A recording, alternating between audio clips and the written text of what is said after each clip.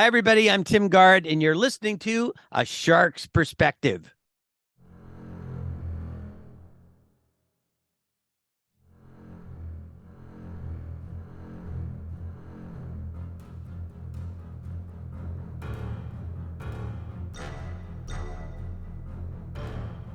Welcome back, and thank you for joining A Shark's Perspective. I'm Kenneth Kinney, but friends call me Shark. I am a keynote speaker, a strategist, a shark diver, host of this show, and your chief shark officer. Work is supposed to be serious, right? I mean, after all, your boss and their bosses want you to be super serious in getting the work done. But maybe that's another reason that morale at companies is so low. Of course, the goal is to get the job done, and sure, you likely will have a few laughs with your team around you. But is humor truly part of the culture of the company that helps alleviate a lot of the pressure and helps all of the team look at work through a different perspective? After all, I've been there. I've worked with bosses who thought they were the titans of industry and yet afflicted by an illness and born without the ability to laugh. So sad. Are they forgetting that sometimes a laugh can help a team achieve more? So the question is, how can humor have a positive impact at work? Tim Gard is a certified speaking professional and a member of the Speaker Hall of Fame who teaches people to be more resilient and resourceful and coaches businesses on how to enhance productivity and employee enthusiasm. And on this episode, we will discuss federal government fraud investigative work to Hall of Fame speaker work, being funny in an MC role versus as a keynote speaker, nose whistles and flutes, how to use humor to shift perspectives, humor at home versus humor at work, comedy triggers, humor as a problem solver, chicken feet sticking out of a roller bag, how leaders can develop a positive humor plan, phrases for compliance, Britney Spears, using humor internationally, measuring humor success after the event, Leslie Nielsen movies, Seinfeld and Chappelle, and a lot more. So let's tune into a Hall of Fame humorous speaker with a shark who loves to laugh on this episode of A Shark's Perspective. Tim, welcome to A Shark's Perspective. First of all, you're the only man or woman who's ever given me a free nose whistle.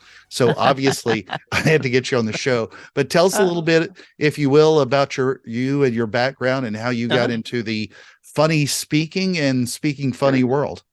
Sure. I've been doing this now a little over 25 years. I used to be with the federal government, was with state Montana Human Services. And I was a fraud investigator for the state and found that people were burning out all around me. And I mean, it's fairly dangerous work. And I just kept going. And when the federal government hired me, I was with them long enough. That's a federal food stamp program. I got to be known as the funny Fed, which is kind of an oxymoron, I guess. And my agency would loan me to other agencies to represent or show the flag, as they call it. And I was able to laugh about the bizarre things about the programs, with not diminish any of the recipients of the programs. And finally, people started offering me money, and I really couldn't. I was just beyond my understanding about that. And I finally reached a point where I had to either resign from the government, because every time in the job I was at, if I got paid from outside agencies, I had to report it to the agency. So I wasn't compromising anything. And so anyway, it reached a point where I thought I either have to resign and do this full time or let that go and get into working for the government full time. So in 1 year, I resigned. I quit my job. I got divorced. I sold my house. I sold my truck. I think I did every stressful thing a human can do in 1 month. And I did 10 events the first year, 30 the next year. And I've maintained, anywhere from 40 to 100 events a year since then. The business has been good to me. And I primarily talk about the use of humor as a skill in anybody's business, however, whatever they're doing. I use a lot of storytelling, very funny stories, and a lot of visuals, unusual visuals. And it's just really caught on. I mean, it's not about telling jokes. It's really finding ways that you can laugh at the situation all around you. And I think it really clicked when I found it's not enough for me to be funny. It's that I can show other people how they can be funny too. Yeah. Well, you went from fraud to food stamps to a little bit of a country music song there in your life, now to a Hall of Fame speaker. I first had the pleasure of seeing you speak as an MC. And I'm curious if you think it's easier to inject humor as an MC or as a keynote speaker. Well, the MC job is hard, mostly because they don't get to know you. When I do MC work normally, what I like to do is I like to do a program for the group first so that they see what what I do and how my humor works. And then as an MC, they know they can trust me. For years people would say, like Toastmaster says, tell a joke at the opening. No, they don't know you, they can't really trust you. So it takes longer to build trust. So yeah, like I say, I would rather do a bit and then be an MC. And um, but there's some humor that's literally designed for those short pieces like that. And but I prefer speaking first and then being an MC. Well, I saw you do the MC work when there were a couple of speakers that weren't, they were a little bit dry, and your humor, it alleviated everything. It was masterful. But how do you use humor in your speaking to shift people's perspectives? Yeah, a lot of it is about we can't change the things that happen to us around us. We have to change our perception of them. And almost everybody can do that. I mean, I was in a cab going to the airport. It's the first time I've been in a cab for years. And we're into traffic downtown Denver, and the guy's hitting his hands on the dash, and he's in traffic and angry. And I said, "How long you been doing this?" 30 years. How long in Denver? 30 years. I hate to tell you this, it's going to happen again tomorrow. It's going to happen every other day. That person sets themselves up for anger and failure. There's a lot of work out there right now. If you're that miserable, do something else. Work a different shift. I exist in an environment where I have no control. The travel, and I've flown over 3 million miles, and yet I thrive in that environment because I've learned when to put my foot down, when to ask, when to demand. You learn the rules, and you just don't get angry every time something goes wrong. Yeah, and I want to also explain to Gen Z that a cab that he just described, that's the prehistoric version of Uber to the Gen Z crowd. And it's funny. Yeah, I had not been in one in years. It was really a different experience. Yeah. Well, what is the difference between humor at home and humor at work? I did, stand up for several years and years ago, but I loved this question and really wanted you to kind of help explain how we employ this at work. Most of the time when I'm hired, it's either a business who's having a professional meeting after hours or even during the day. But when people are at conferences, when people are at meetings, the same rules apply as they do if they're actually at work. So they could be in Las Vegas at 8 o'clock at night, and it's the same rules as if they were at a 9-to-5 job. And so what we say, what we do, if you couldn't say it to somebody in front of the boss or at an open meeting, you shouldn't be saying it at a conference. And a lot of people that come into the business try to bring in the humor they've used, like you doing stand-up. I have great respect for anybody that's done stand-up. It's a brutal, it's hard. And this boom, boom, boom, is very different than corporate, where, if you're at a stand-up event and somebody heckles you, you go right for the throat. Exactly. At corporate, I would then step back and let their boss deal with it. If I attacked them, then the group would almost go against me. So just think of it this way: when you're doing something for a company and the employers are required to be there, you have to treat it like you would at any 9-to-5 job, regardless of time of day or where it is. The humor, if it's inappropriate at work, it's inappropriate at that conference. Yeah, that's a great point, because when I speak, I do a fair amount of humor, but I don't do stand up, because if I did, it's a whole different ball game. Plus, I would have to have a cigarette and a glass of whiskey, and that's not good to have it at a corporate event anyway. No, it doesn't work. Does it work? But also, what do you say when people think about humor with things that might be too controversial, especially considering that everyone is triggered by everything these days? Mm-hmm. It's hard to hit a safe road anymore with folks. Well, I think first of all is, we have to never use humor to diminish anyone.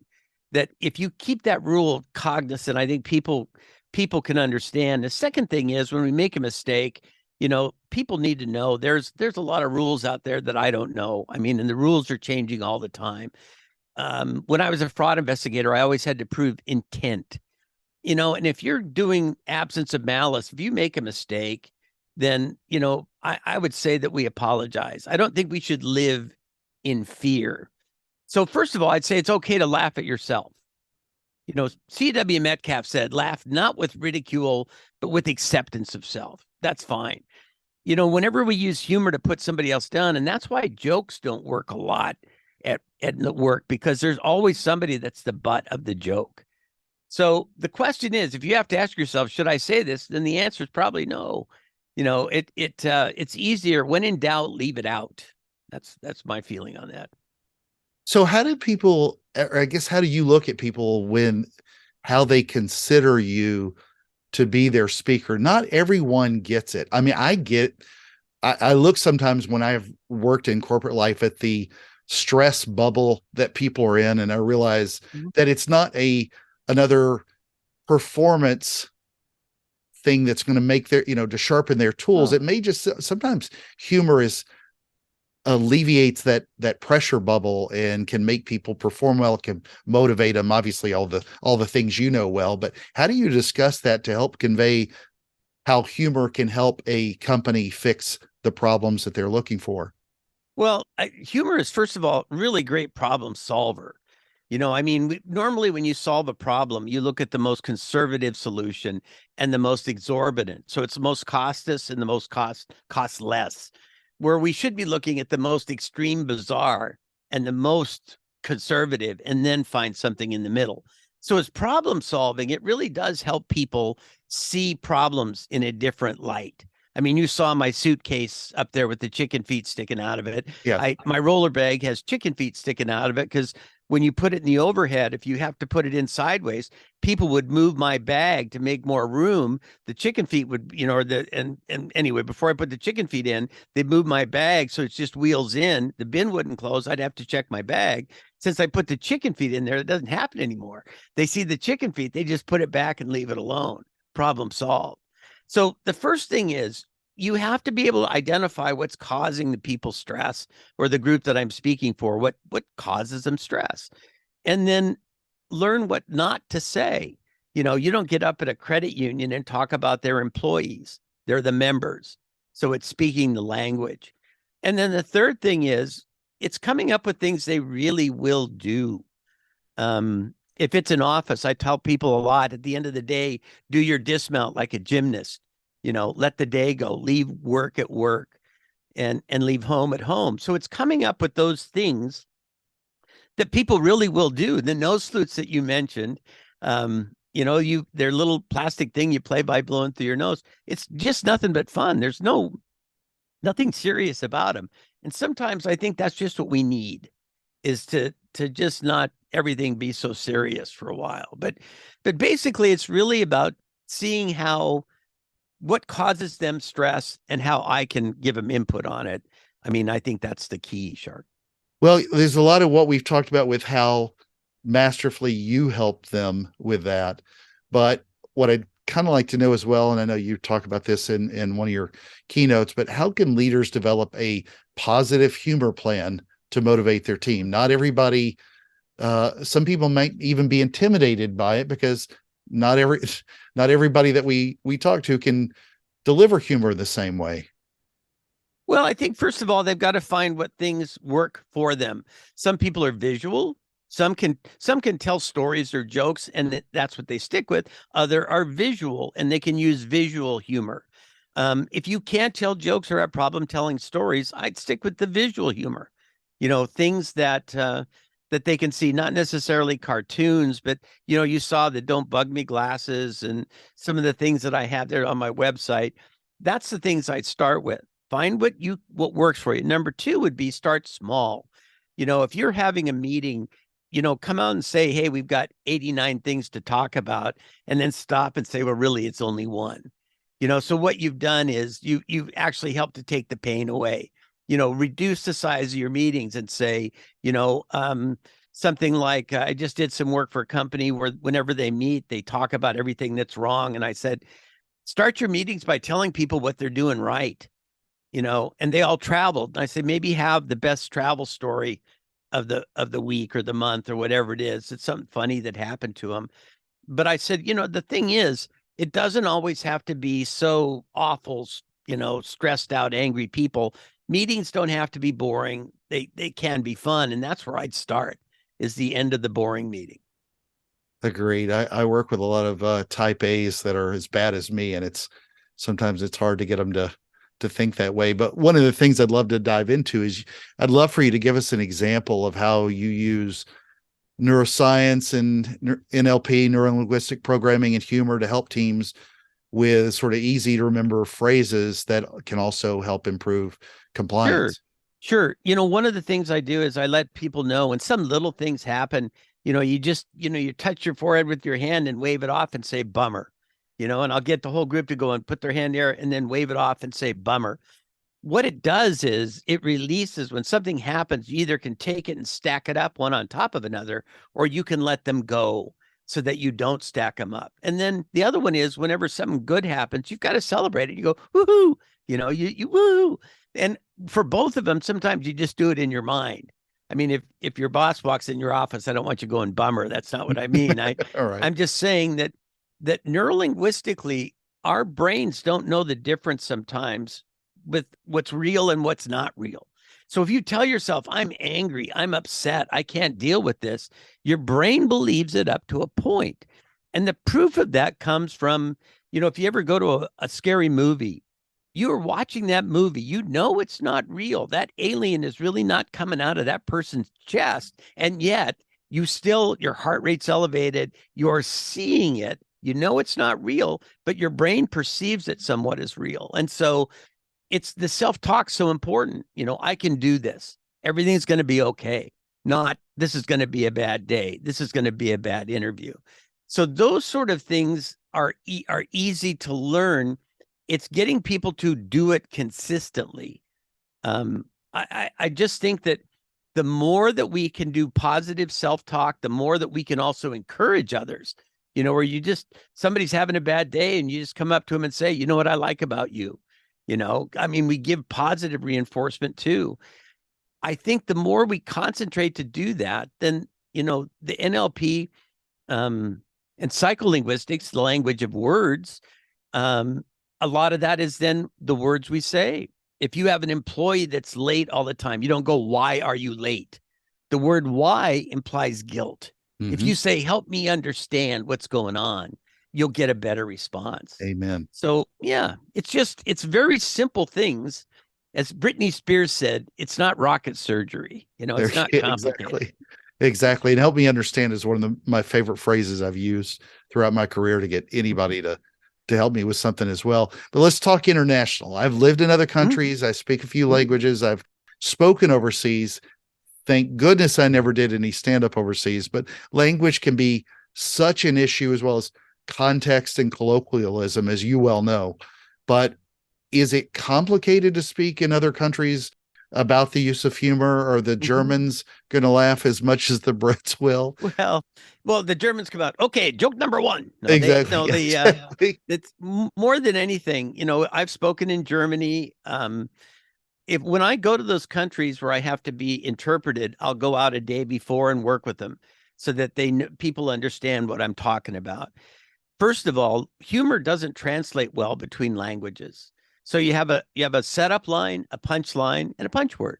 The last word is the punch word. So let's say the punch line is, and then I went to the store. If you convert it to French, it would go to the store I went. It changes the order. And so the jokes don't work when they're in wrong order. So the first is translating jokes is hard. However, a cubicle in New York is a cubicle in Australia, is a cubicle in Germany. We stick with the commonalities. And then I research what things people have said in the past that cause problems. I was in Australia following a guy that used to play baseball, and he said, do you root for your team? He said that not knowing that's a slang word there for having sex.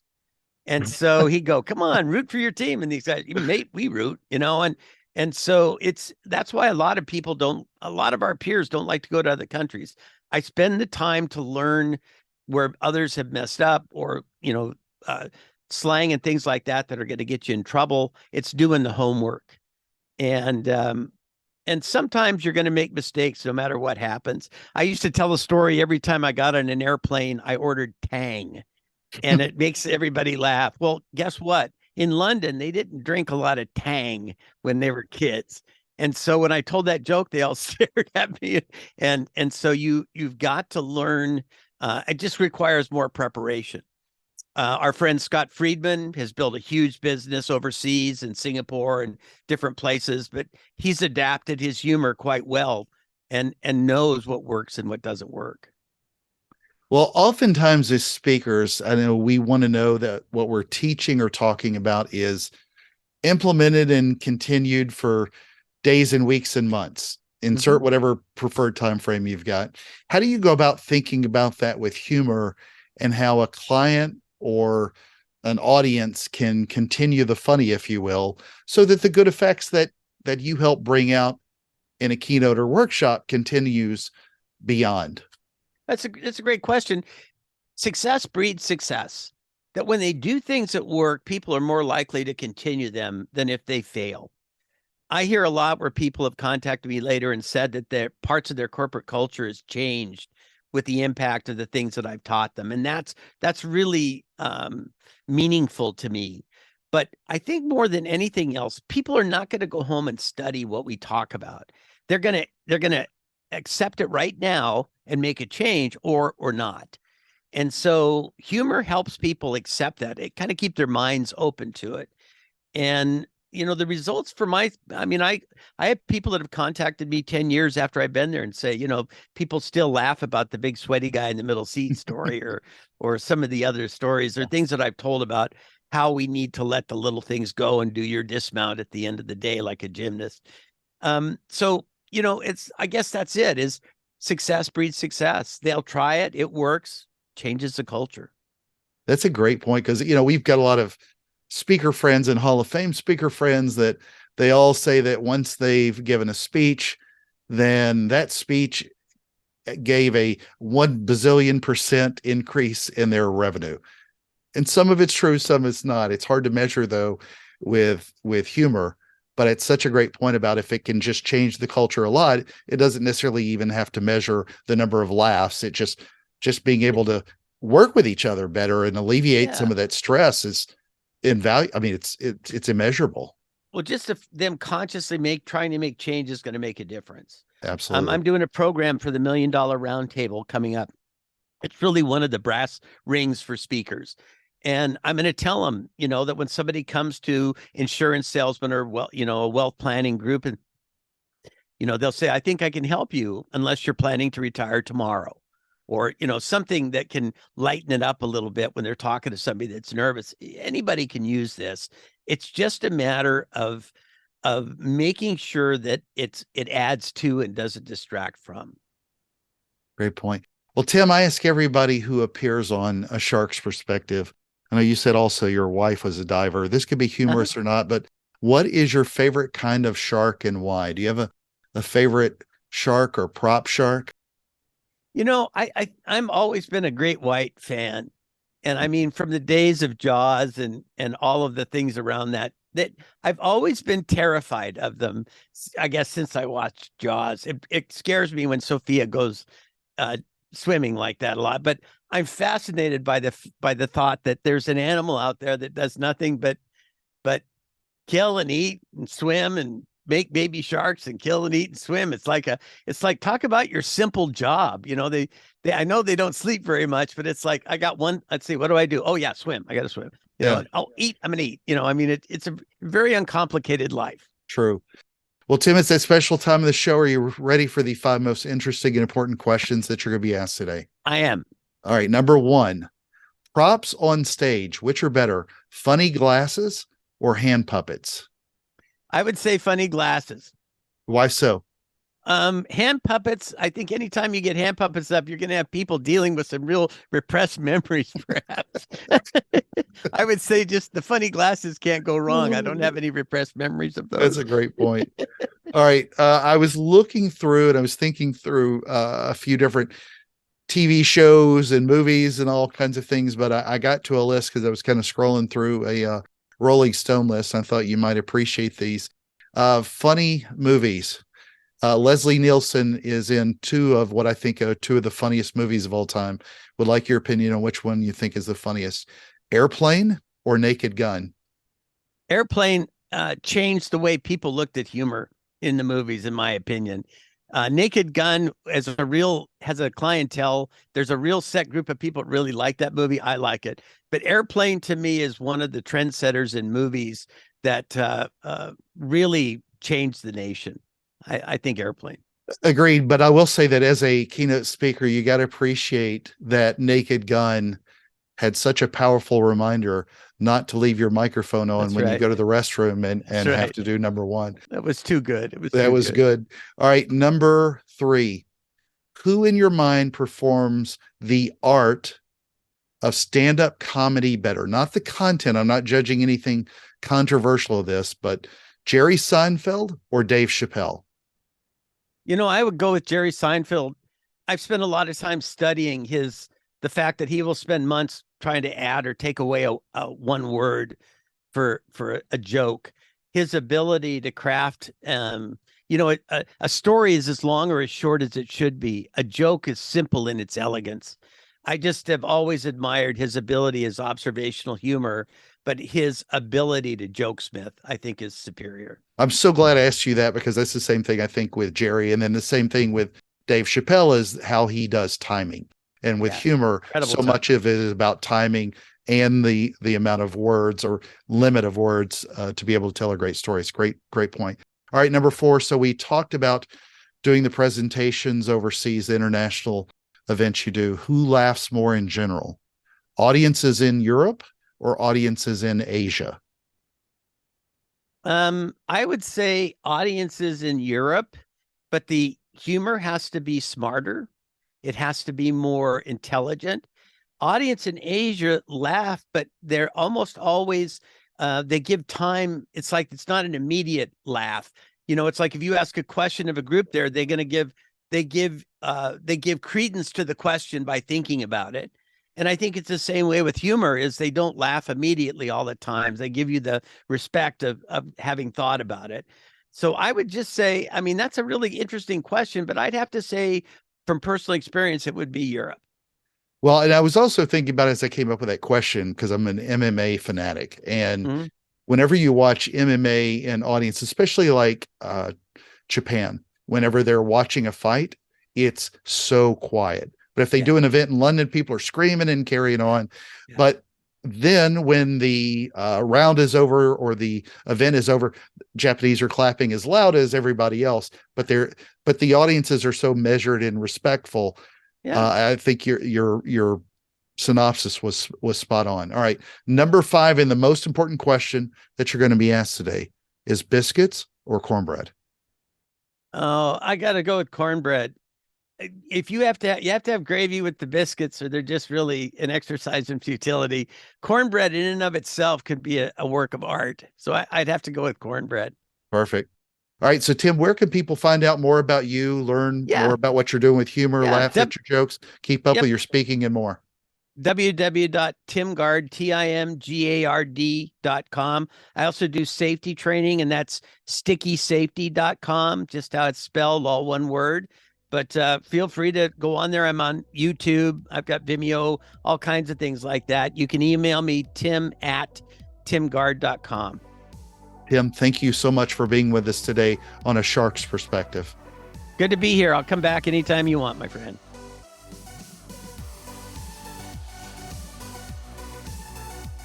So there was my conversation with Tim Gard, a certified speaking professional and a member of the Speaker Hall of Fame, who teaches people to be more resilient and resourceful and coaches businesses on how to enhance productivity and employee enthusiasm. Let's take a look at 3 key takeaways from our conversation with him. First, Tim's an excellent speaker and very funny. On the podcast and on stage, he brings up a great point about using humor to shift people's perspectives. Sometimes you have no control over a situation, but that doesn't mean you have to get angry when something goes wrong. Depends on the situation, of course, and it doesn't always work. However, a lot of times finding a laugh, wherever it may be hiding, can help you look at what we cannot control a much different and better way. Second, we spoke about how leaders can develop a positive humor plan, and that ain't easy. Some leaders and bosses are not funny and way too rigid, but even they can add a humor plan to help make this impact. Tim says, find what works for you. Start small and start with the end of the boring meetings. I agree with that. Now, if we just get your manager to laugh a little bit. Third, as a speaker, I and all of us look to measure the success of a keynote or a workshop months later. A lot of speakers will tout that a company had a 200% increase in sales, for example, after one of their sessions. But measuring humor in the workplace isn't easy. Tim said that humor helps people make change, and success breeds success. And if they'll try it, then it works, and it will change the culture. That's hard to measure with smiles and laughs, but those smiles and laughs can be worth their weight in gold when measuring the positive impact to a team's culture. Got a question? Send me an email to kenneth@asharksperspective.com. Thank you again for the privilege of your time, and I am so thankful to everyone who listens. And I will leave you with the immortal words of Dr. Seuss. From there to here and here to there, funny things are everywhere. And I hope that you will join us here on the next episode of A Shark's Perspective.